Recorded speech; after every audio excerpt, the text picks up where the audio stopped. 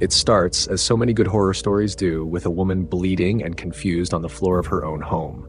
No monsters, no creaky doors, just her husband and a lot of blood. The sort of opening that grabs you by the collar and whispers, "You thought this was science fiction? Think again." Octavia E. Butler's Kindred is one of those novels that refuses to behave.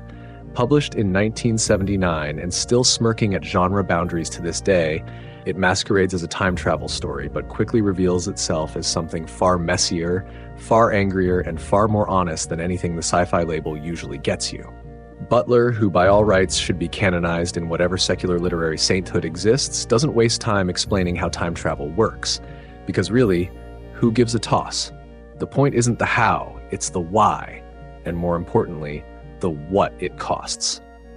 Dana, our narrator, is a black woman in 1976 Los Angeles. She's a writer, smart, sharp, newly married to Kevin, a white man who is supportive, liberal, and perpetually a little out of his depth. One day she's unpacking books, the next she's on a riverbank in Antebellum, Maryland, saving a red-haired white boy from drowning. That boy turns out to be Rufus, her many times great-grandfather, and it becomes Dana's grotesque fate to keep being yanked back in time whenever Rufus is in danger, which, as it turns out, is constantly. The boy is a magnet for trouble and moral failure. Dana's journeys back to the past are involuntary, painful, and increasingly dangerous. There's no heroic flourish, no glowing portal, just nausea and dread. And what awaits her is not a whimsical trip through history. It's slavery.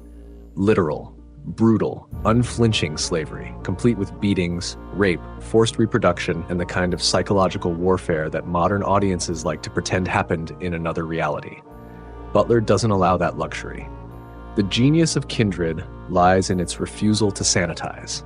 It doesn't flinch. There's no sepia-tone nostalgia for the good old days here.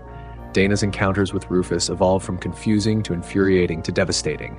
He's not a mustache-twirling villain. He's worse. He's believable. Raised in a slave-holding family, desperate to be loved but unwilling to let go of the power he's inherited. He is the very portrait of inherited rot. He lies, he begs, he manipulates, he assaults, he weeps, and then does it again. And Dana keeps trying to save him because if she doesn't, she won't be born. There's something nauseatingly brilliant about that. The woman has to ensure the survival of her own bloodline by protecting the very man who will become a rapist and slave owner. It's like being told you need to keep the Nazis alive so your grandma can meet your granddad. The time travel mechanic is a noose, not a novelty.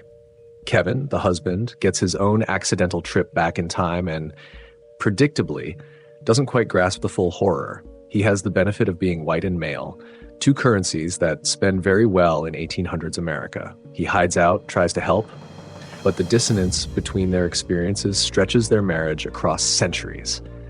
He ages differently. They start to speak with different cadences.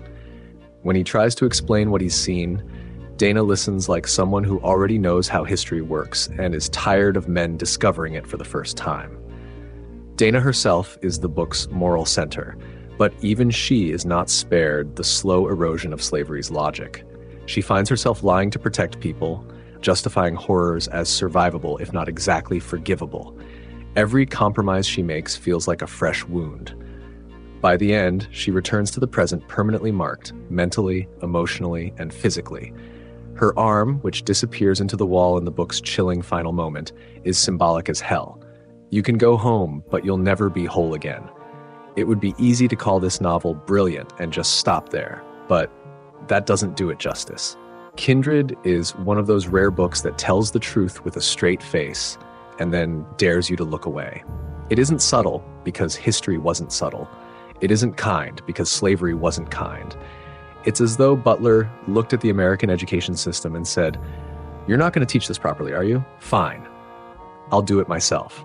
And she does, with brutal clarity. She doesn't just want you to understand slavery. She wants you to feel its claws in your skin, to see how survival becomes complicity, to watch as love curdles into something warped under pressure. She knows the real horror isn't ghosts or ghouls. It's the knowledge that people did this, and worse, that they justified it. Rufus isn't a monster. He's a mirror. That's why he's terrifying. The structure of the novel reinforces that tension. The more Dana travels back, the longer she stays and the more she loses. The past tightens around her like a noose. And the reader? The reader gets no relief. There's no grand twist to save the day, no magic reset button, no lesson learned ending, just a modern woman in a hospital bed, missing a part of herself that history refused to return. Kindred is not an easy book to read, but it's an essential one.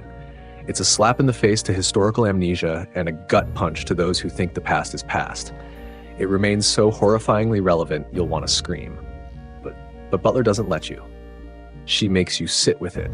And when you're done, you're not the same, because that's the point. History, after all, isn't just something you read about.